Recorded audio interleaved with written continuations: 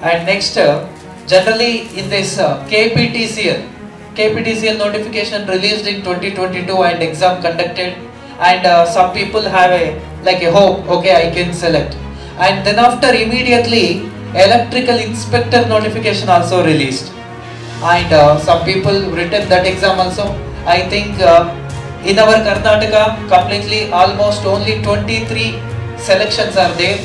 In that, from our Sai Meda, I think 2 selections. In that, one person is here. So I am inviting Mahesh, who selected as a electrical inspector for our Karnataka state.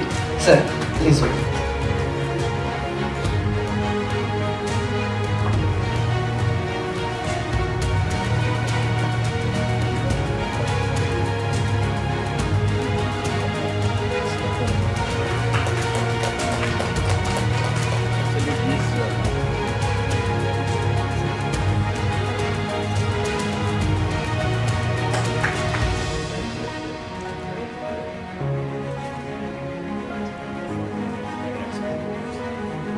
Actually, I don't know how many you know about the electrical inspector job. Very limited jobs are there. Only few, even the notification also they will give 1, 2, 3 maximum like that. Almost sometimes the superintendent engineer has to give a respect to the electrical inspector, because he is to certify for power supply of the many factories or hospitals. Huge importance is there. Of course, you know very well. Very good, very good. You can speak. Thank you so much. Hello everyone. Myself Mahesh. Actually, I started my journey with UPSC Civil Service. Yeah, I joined for Rajkumar Institute, and later on I selected for free coaching from Karnataka government. Then I joined in Hyderabad Braintree Institute, but in that time COVID-19 wave is there. So ಆ ಟೈಮಲ್ಲಿ online coaching ಕೊಟ್ಟರು. So I just join just for the sake of stipend, ಅಂದರೆ ಅಲ್ಲಿ join ಆದರೆ stipend ಬರುತ್ತೆ. But ಕೆಲವು subjects cover ಮಾಡ್ಕೊಳ್ಳೋಣ ಅಂತ ಜಾಯಿನ್ ಆದೆ. ಆದರೆ ಅವ್ರು ಆನ್ಲೈನ್ ಕೊಟ್ಟರು. ಸೊ ಅದು ಕಂಪ್ಲೀಟ್ ಆಯಿತು. ಓಕೆ, ನಾನು ಫಸ್ಟ್ ಅಟೆಂಪ್ಟ್ ನಾನು KS ಕೊಟ್ಟೆ. ಫಸ್ಟ್ ಅಟೆಂಪ್ಟಲ್ಲಿ ಪ್ರಿಲಿಮ್ಸ್ ಕ್ಲಿಯರ್ ಮಾಡಿದೆ, ಮೇನ್ಸ್ ಬರೆದೆ. ಸೊ ಅನ್ಫಾರ್ಚುನೇಟ್ಲಿ ಕರೋನಾ ಟೈಮಲ್ಲಿ ಮೇನ್ಸ್ ಕ್ಲಿಯರ್ ಆಗಲಿಲ್ಲ. ಸೊ ಬಟ್ ಏಜ್ ಆಗ್ತಿದೆ, ಈ ಟೈಮಲ್ಲಿ ಯಾವುದೋ ಒಂದು ಜಾಬ್ ಸಿಕ್ಕಿರಬೇಕಾಗತ್ತೆ ಅಂತ KPTCL ಬಂತು. ಸೊ ಆ ಟೈಮಲ್ಲಿ ನಾನು ಜಸ್ಟ್ ನಾರ್ಮಲಾಗಿ ಬರೆಯೋಣ ಎಕ್ಸಾಮು, ಕೋಚಿಂಗ್ ಏನು ಬೇಡ, ಆಲ್ರೆಡಿ ಕೋಚಿಂಗು ಬಂದಿದ್ದೀವಿ, ಮತ್ತೆ ಕೋಚಿಂಗ್ ಅಂದರೆ ಮತ್ತೆ ಮನೇಲಿ ದುಡ್ಡು ಕೇಳೋಕ್ಕೆ ಅವೆಲ್ಲ ಕಷ್ಟ ಆಗುತ್ತೆ ಅಂತ. ಸೊ ಹಾಗೆ ನಮ್ಮ ಫ್ರೆಂಡ್ ಇಲ್ಲೇ ಇದ್ದಾರೆ, ಚಾರಿ ಅಂತ, ಅವರು ಲೈಬ್ರರಿಲಿ ಇರೋವಾಗ ವಿಡಿಯೋಸ್ ನೋಡ್ತಿದ್ದೆ. ತುಂಬ ಏನು ವೀಡಿಯೋಸ್ ನೋಡ್ತಿದ್ದೆ ಅಂತ ಕೇಳ್ತಿದ್ದೆ. ಈ ಥರ ರಮಣ ಸರು ಮತ್ತು ರಾಜಶೇಖರ್ ಸರ್, ಇವರು ಅಂದರೆ ಅಷ್ಟು ಗೊತ್ತಿರಲಿಲ್ಲ, ಬಟ್ ಫೇಸ್ ನೆನಪಿದೆ. ಈ ಸರ್ ನೋಡಿದ್ದೆ, ಮತ್ತು ರಾಜಶೇಖರ್ ಸರ್ ನೋಡಿದ್ದೆ. ಈಗ ನಾವು ವೀಡಿಯೋಸ್ ನೋಡ್ತೇನೆ, ಬಟ್ ನಮ್ಗೆ ಏನಕ್ಕೆ ಬಿಡು, ನಾವು ಸಿವಿಲ್ ಸರ್ವಿಸ್ ಪ್ರಿಪೇರ್ ಆಗ್ತಿದ್ದಿಲ್ಲ, ಬೇಡ ಅಂತಿದ್ದೆ. ಮತ್ತು ನೋಟಿಫಿಕೇಷನ್ ಬಂತು. ಆ್ಯಕ್ಚುಲಿ ನೋಟಿಫಿಕೇಷನ್ ಬರೋಕ್ಕಿಂತ ಮುಂಚೆಯಿಂದ ಚಾರಿ ನಾವು ಪ್ರಿಪೇರ್ ಆಗ್ತಿದ್ದ, ಅಂದರೆ ಕ್ಯಾನ್ಸಲ್ ಆಗಿತ್ತು ನೋಟಿಫಿಕೇಷನ್. ಸೊ ಬರುತ್ತೆ ಅಂತ. ಓಕೆ, ನಮ್ಗೆ ಬೇಡ, ಇದು ನಮ್ಗೆ ಸಂಬಂಧ ಇಲ್ಲ, ಎಲೆಕ್ಟ್ರಿಕಲ್ ಅಲ್ಲ ನಾನೀಗ, ನಾನು ಸಿವಿಲ್ ಸರ್ವೀಸು, ಇದು ಬೇಡ. ಇನ್ನು ಹೋದರೆ ಕೂಡ ನಾನು ಅದು ಬಿಟ್ಟು ಮತ್ತೆ ಇದಕ್ಕೆ ಹೋದರೆ ಅಷ್ಟು ಕಂಫರ್ಟಬಲ್ ಇರಲ್ಲ. ಓಕೆ, ಮತ್ತೆ ನೋಟಿಫಿಕೇಷನ್ ಬಂತು. ಸೇಮ್ ನೋಟಿಫಿಕೇಷನ್, ಸೇಮ್ ಪೋಸ್ಟ್, ಏನು ಚೇಂಜಸ್ ಇಲ್ಲ, ಕ್ಯಾನ್ಸಲ್ ಆಗಿರೋದು. ಇಲ್ಲಿ ಒಂದು ಟ್ರೈ ಮಾಡೋಣ. ಆ್ಯಕ್ಚುಲಿ ಬಿಫೋರು ನಾನು UPSCಗಂತೆ ಓದಿ ಲೋಕೋಪೈಲಟ್, ಅಸಿಸ್ಟೆಂಟ್ ಲೋಕೋಪೈಲಟ್ ಅಂತ 3 ರೌಂಡ್ಸ್ ಕ್ಲಿಯರ್ ಮಾಡಿದ್ದೆ. ಅದರಲ್ಲಿ ಕೂಡ ಎಲೆಕ್ಟ್ರಿಕಲ್ ಇದೆ. Electrical just for qualifying 35 marks ಬಂದರೆ, but main focus GK. Okay, 3 round clear ಮಾಡಿದೆ. ಅದರಲ್ಲಿ ನಾರ್ಮಲೈಸೇಷನ್ ಅಂತ ಮಾಡ್ತಾರೆ. ಆ ನಾರ್ಮಲೈಸೇಷನ್ನು ಕೆಲವರಿಗೆ ಎಕ್ಸ್ಟ್ರಾ ಮಾರ್ಕ್ಸ್ ಕೊಡ್ತಾರೆ, ಟಫ್ ಇರೋರಿಗೆ. ಈಸಿ ಇರೋರಿಗೆ ಕಡಿಮೆ ಮಾರ್ಕ್ಸ್ ಕೊಡ್ತಾರೆ. ಆ ನಾರ್ಮಲೈಸೇಷನಿಂದ 1 ಮಾರ್ಕ್ಸಲ್ಲಿ 3 ರೌಂಡು ಕ್ಲಿಯರ್ ಮಾಡಿದೆ. ಸೆಕೆಂಡ್ ರೌಂಡ್, ಥರ್ಡ್ ರೌಂಡ್ ಎರಡು ಆ್ಯಡ್ ಮಾಡಿ ಕಟ್ ಆಫ್ ಬಿಡ್ತಾರೆ. ಅದರಲ್ಲಿ 1 ಮಾರ್ಕಲ್ಲಿ ನನ್ನ ಜಾಬ್ ಮಿಸ್ ಆಯಿತು 2018. ಸೊ ಈ ಥರ ಪ್ರಾಬ್ಲಮ್ಸಿಂದ ಸಿವಿಲ್ ಸರ್ವಿಸ್ ಒಂದೇ ಮೇಯ್ನ್ ಫೋಕಸ್ ಮಾಡಿದ್ರೆ ಆಗಲ್ಲ, ಒಂದು ಬ್ಯಾಕಪ್ ಇರಬೇಕು ಅಂತ ಒಂದು ಜಾಬ್, ಅಟ್ಲೀಸ್ಟ್ ಒಂದು ಜಾಬ್ ಸೆಕ್ಯೂರ್ ಮಾಡ್ಕೊಂಡು ಅಂತ ಟ್ರೈ ಮಾಡಿದೆ. ಅದೇ ಟೈಮ್ ಈ ನೋಟಿಫಿಕೇಷನ್ ಬಂತು. ಅವಾಗ ನಾನು ಚಾರಿನ ಕೇಳಿದೆ, ಇದು ತೊಗೊಂಡ್ಲಾ ಬೇಡ, ಇಲ್ಲ ನಾವೇ ಶೇರ್ ಮಾಡ್ಕೊಳ್ಳೋಣ ಅಂತ ಜಸ್ಟ್ ಟ್ರೈ ಮಾಡಿದೆ. ಬಟ್ ಇಲ್ಲ, ಅದು ಅಡ್ಜಸ್ಟ್ ಆಗಲ್ಲ, ಶೇರ್ ಮಾಡಿಕೊಂಡ್ರೆ ದೂರ ಇರ್ತಾರೆ. ಸರಿ ಹೋಗಲಿ, ನಾನು ಪರ್ಚೇಸ್ ಮಾಡ್ತೀನಿ, ಹೇಗೆ ಏನು ಚೆನ್ನಾಗಿದೆ ಅಂತ ಕೇಳಿದೆ. ಸೂಪರ್ ಆಗಿದೆ ಮಹೇಶ್, ತಗೋ ಅಂತ ಹೇಳಿದ್ರು. ಸರಿ ಅಂತ ಫಸ್ಟ್ ಕಾಂಟ್ಯಾಕ್ಟ್ ಯಾರೋ ಕಸ್ಟಮರ್ ಕಾಂಟ್ಯಾಕ್ಟ್ ಅವ್ರು ಮಾಡಿದೆ.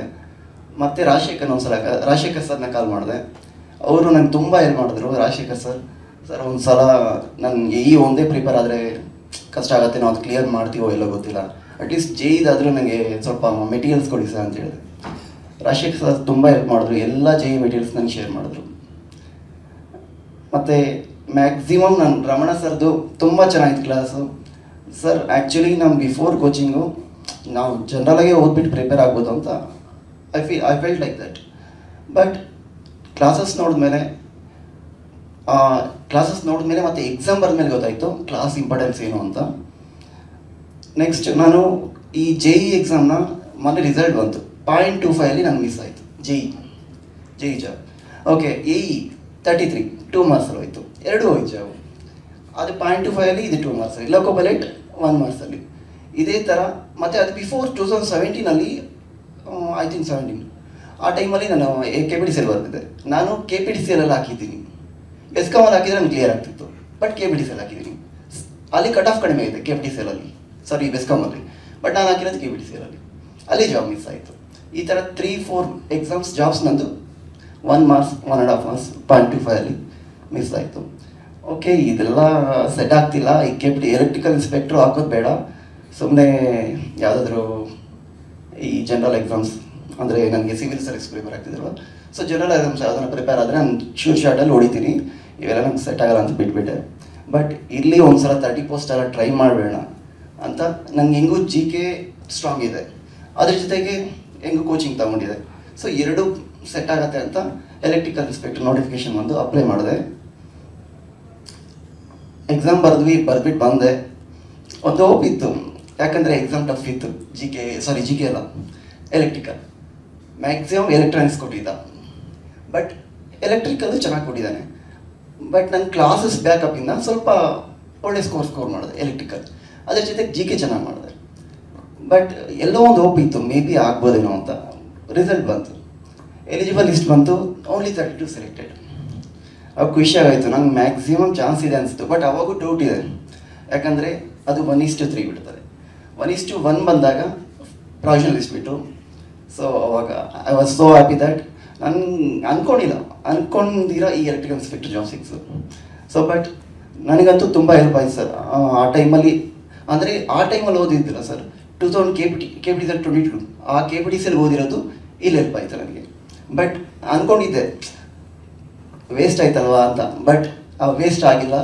ಆ ಟೈಮ್ಗೆ ಯಾವ ಟೈಮ್ ಬರಬೇಕು ಆ ಟೈಮ್ ಯೂಸ್ ಆಯ್ತು ನನಗೆ. So we should wait for everything. Almost ನಾನು ಬಿಡಬೇಡ ಈ ಫೀಲ್ಡು, ಸಾಕು IT ಫೀಲ್ಡ್ಗೆ ಹೋಗಬೇಡ. ನಾನು ಬಿಫೋರ್ ವರ್ಕ್ ಮಾಡಿಬಿಟ್ಟು ಇಂಡಸ್ಟ್ರಿ ಲಿಮಿಟೆಡಲ್ಲಿ ಇಂಜಿನಿಯರಾಗಿ ವರ್ಕ್ ಮಾಡಿದ್ದೆ, ಫೀಲ್ಡ್ ಸಪೋರ್ಟ್ ಇಂಜಿನಿಯರ್ ಆಗಿ. ಸೊ ಯಾವುದಾದ್ರೂ IT ಫೀಲ್ಡಲ್ಲಿ ಕೋರ್ಸ್ ಮಾಡ್ಕೊಂಡು ಹೋಗಬೇಡ ಅಂತ ಫಿಕ್ಸ್ ಆಗಿದೆ.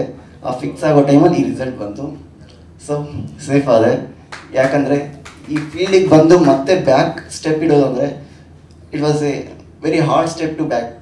ಯಾಕಂದರೆ ಒಂದು ಸಲ ಬಂದಮೇಲೆ ಮತ್ತೆ ಹಿಂದೆ ಹೋಗ್ಬೇಕಂದ್ರೆ ಒಂಥರ ಲೈಕ್ ನಾನು ಸೋತೋಗಿದ್ದೀವಿ ಅನ್ನೋ ಥರ ಫೀಲ್ ಆಗುತ್ತೆ, ಯಾವತ್ತಿಗೂ ನೆನಪಿರುತ್ತೆ. ಬಟ್ ಲಾಸ್ಟ್ ಮೊಮೆಂಟಲ್ಲಿ ಈ ನೋಟಿಫಿಕೇಶನ್ ನನ್ನ ಕೈ ಹಿಡಿತು. ಬಟ್ ಈ ನೋಟಿಫಿಕೇಶನ್ ಆದಮೇಲೆ ಆ್ಯಕ್ಚುಲಿ ಇದಕ್ಕಿಂತ ಮುಂಚೆ SDA ಬರೆದಿದೆ. SDA ಎಕ್ಸಾಮ್ 162 ಬಂದಿತ್ತು ನಂದು, ಕಟ್ ಆಫ್ ಬಂದು 163, ಅದು 1 ಮಾರ್ಕ್. ಆ್ಯಕ್ಚುಲಿ ಅದು ಮರ್ತಿದೆ. ಇದರಲ್ಲಿ ತುಂಬ ಎಕ್ಸಾಮ್ಸ್ ಮಿಸ್ ಆಗ್ತಿತ್ತು. ಅದು ಅಡಿಷ್ನಲ್ ಲಿಸ್ಟಲ್ಲಿ ಬರುತ್ತೆ ಅಂತ ಧೈರ್ಯ ಇತ್ತು, ಆದರೆ ಎಷ್ಟು ವರ್ಷ ಆಗುತ್ತೋ ಗೊತ್ತಿಲ್ಲ. ಅದು ಅಡಿಷ್ನಲ್ ಲಿಸ್ಟ್ ಇದೇ ಥರ ಪ್ರಾಬ್ಲಮ್ಸ್ ಇರುತ್ತೆ ಅಡಿಷ್ನಲ್ ಲಿಸ್ಟ್ ಅಂದರೆ. ಬಟ್ ಲಾಸ್ಟ್ ಮೊಮೆಂಟಲ್ಲಿ ಎಲೆಕ್ಟ್ರಿಕಲ್ ಇನ್ಸ್ಪೆಕ್ಟ್ ಆಯಿತು. ನಾನು ನಿಜವಾಗ್ಲೂ ನೆನ್ಪು ಮಾಡಿಕೊಂಡೆ, ಸಾಯಿಮೇದ ಆಗ ತಗೊಂಡಿದ್ದು ಇಲ್ಲಿ ಯೂಸ್ ಆಯಿತು ಅಂತ ಲಾಸ್ಟ್ ಮೊಮೆಂಟಲ್ಲಿ. But thank you so much sir.